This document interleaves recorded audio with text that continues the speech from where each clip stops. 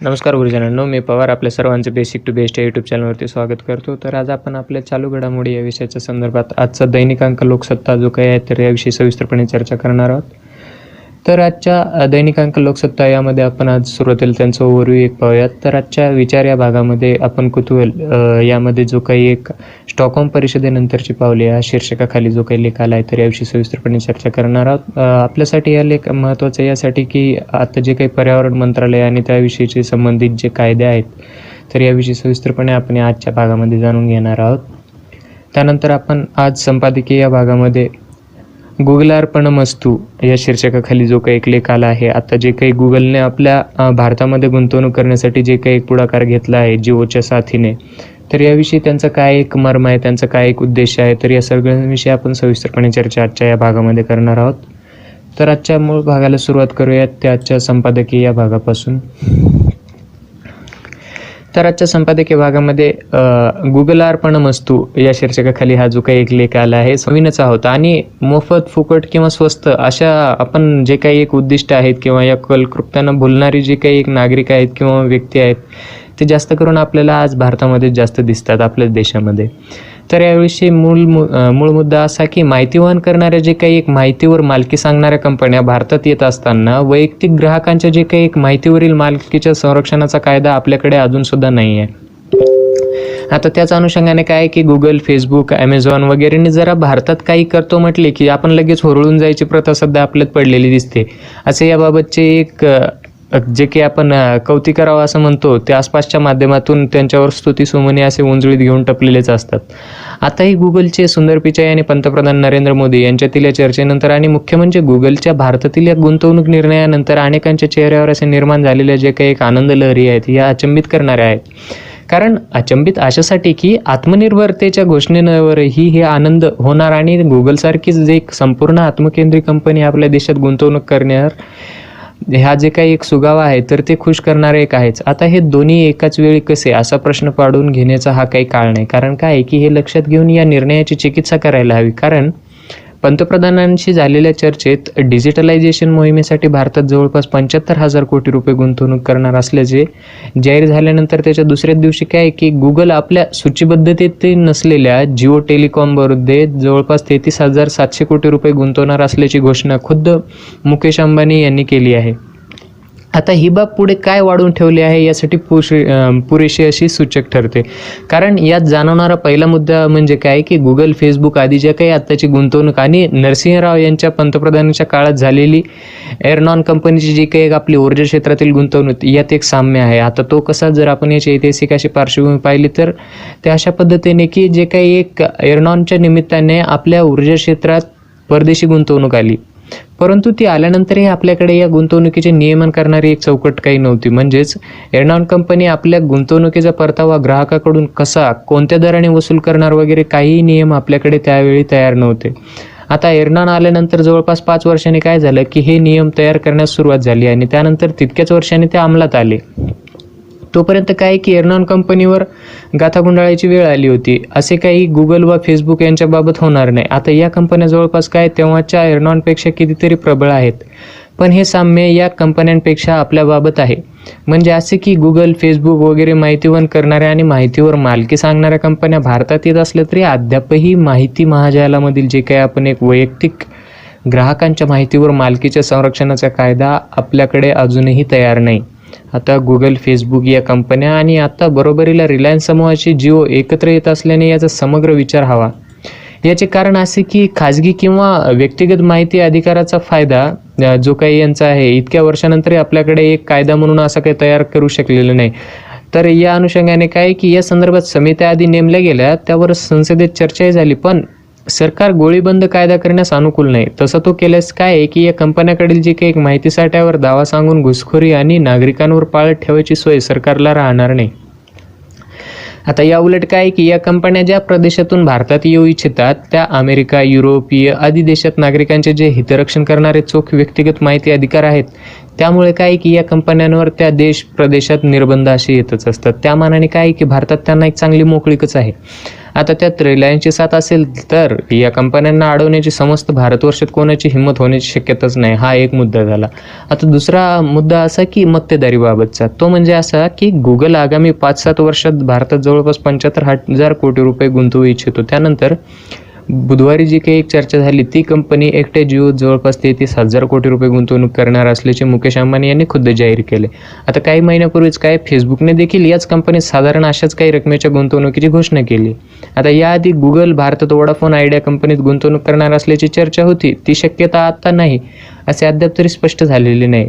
पण सध्या मोबाईलच्या या माध्यमातून पैसे दिले देण्याच्या सेवामध्ये आपण एक सध्या जो वापरतो ॲप्लिकेशन गुगल पे हे आघाडीवर आहे. आता या मोबाईल पेमेंटच्या बाजारपेठेत रांगेत आहे ते व्हॉट्सअप. फेसबुकच्या मालकीच्या व्हॉट्सअप या माहितीवन सेवेलाही आपल्याकडे पैसे बिले आधी देण्याची सुविधा हवी आहे. आता तांत्रिकदृष्ट्या जी पूर्वतयारी करावी लागते ती त्याची झाली असून आता प्रतीक्षा आहे ती रिझर्व्ह बँकेच्या परवानगीची. आता या कंपन्यांना एकूण प्रभाव आणि त्यात रिलायन्सशी झालेली जी काही हातमिळवणी आता व्हॉट्सॲपला ती परवानगी मिळेलच आज की उद्या इतकंच काय तो प्रश्न आहे. म्हणजे असे झाल्यावर फेसबुक, व्हॉट्सॲप, गुगल आणि जिओ या त्रिकुटाहाती भारतातील जे काही एक जवळपास संपूर्ण दूरसंचार बाजारपेठच नियंत्रण होईल.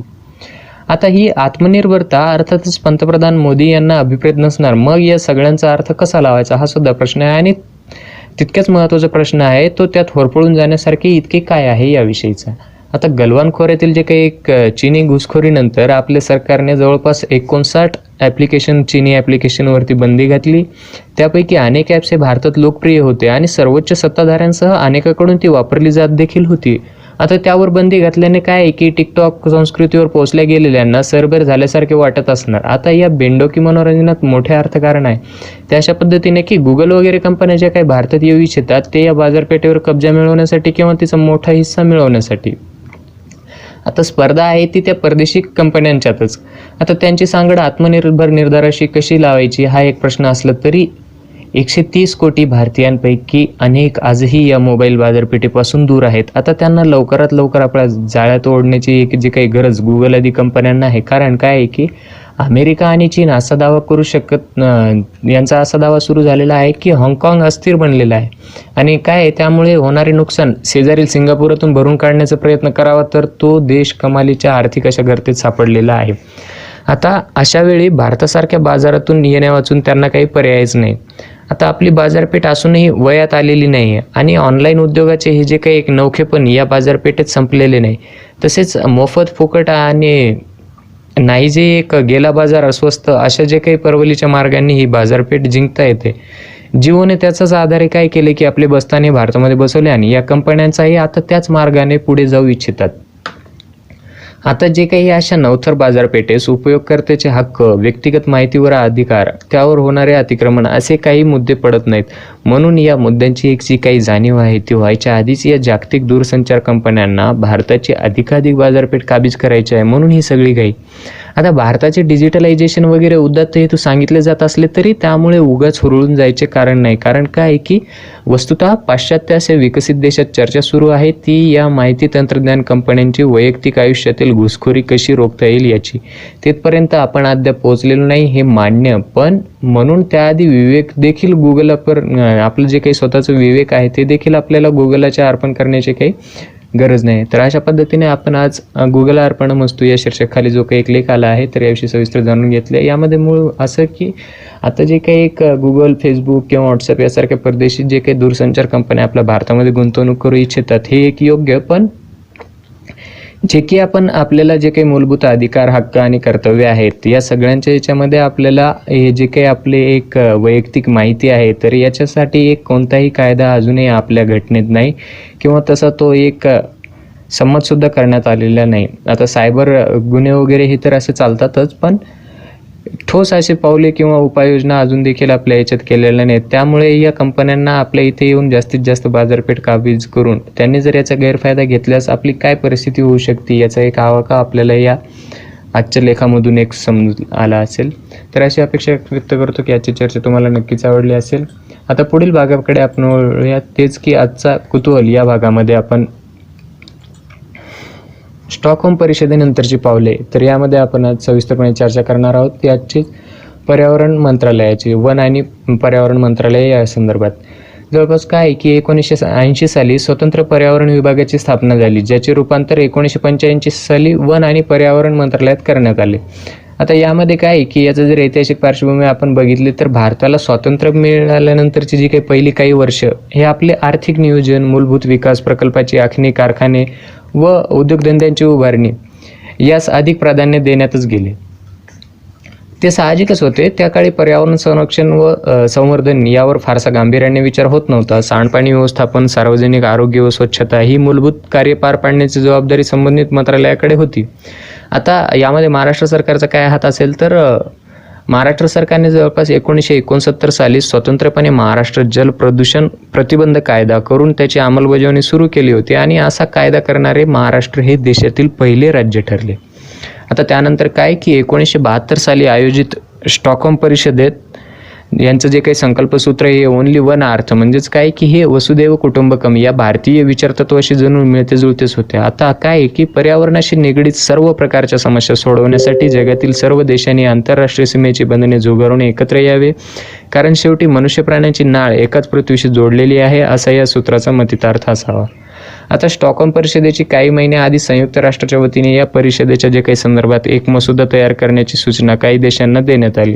आता त्यात भारताचा देखील समावेश होतो. यासाठी काय की 1972च्या फेब्रुवारीत केंद्र सरकारच्या विज्ञान व तंत्रज्ञान विभागाचे जे काही एक अखत्यारीत पर्यावरणासाठी नियोजन आणि समन्वय करणारी एक राष्ट्रीय समिती national committee for environmental planning and coordination हे काय स्थापन करण्यात आली. आता सरकारच्या वतीने खास पर्यावरण नियोजनासाठी उचललेले हे पहिले पाऊल मानायला हरकत नाही, कारण काय आहे की यथावकाश ठरल्याप्रमाणे स्टॉकहोम परिषद संपन्न झाली. आता तत्कालीन पंतप्रधान इंदिरा गांधी यांच्या भाषणामुळे स्मरणीय तर ठरली. आणि हा जो काही एक पर्यावरण हा शब्द धोरणकर्त्यामध्ये आणि जनमानसामध्ये जो काही एक रुजायला सुरुवात झाली. आता इंदिरा गांधी यांच्या सहकार्यासह ते भारतात परतल्यानंतर काय की पर्यावरण संरक्षण आणि संवर्धनाच्या दृष्टीने धोरण व कायदे तयार करण्याच्या कार्याला एक वेग आला. त्यातील प्रमुख कायदे आपण जे काही जाणून घेऊयात. त्यामध्येच पहिला हा कायदा की वन्यजीव संरक्षण कायदा, जे की सप्टेंबर 1972 साली केला गेला. त्यानंतर दुसरा हा की जल प्रदूषण प्रतिबंध कायदा 1974. त्यानंतर तिसरा हा हवा प्रदूषण प्रतिबंध कायदा 1981 या व इतर सर्व कायद्यांना सामावून घेणारा एक पर्यावरण संरक्षण कायदा 1986. या दरम्यानच काय की जवळपास 1974 साली केंद्रीय प्रदूषण नियंत्रण मंडळाची स्थापना करण्यात आली आणि त्याचंच काय 1980 साली स्वतंत्र पर्यावरण विभागाची स्थापना झाली, ज्याचे रूपांतर 1985 साली वन आणि पर्यावरण मंत्रालयात करण्यात आले. तर अशा पद्धतीने आपण आज पर्यावरण मंत्रालयाशी वन आणि पर्यावरण मंत्रालय याविषयी जी काही एक त्याचे ऐतिहासिक पार्श्वभूमी आहे तर याविषयी सविस्तरपणे जाणून घेतलं आहे. तर अशी अपेक्षा व्यक्त करतो की आजची चर्चा तुम्हाला नक्कीच आवडली असेल. जर आवडली असेल तर आपल्या मित्रमैत्रिणींपर्यंत पोहोचवा हीच एक अपेक्षा व्यक्त करतो. धन्यवाद.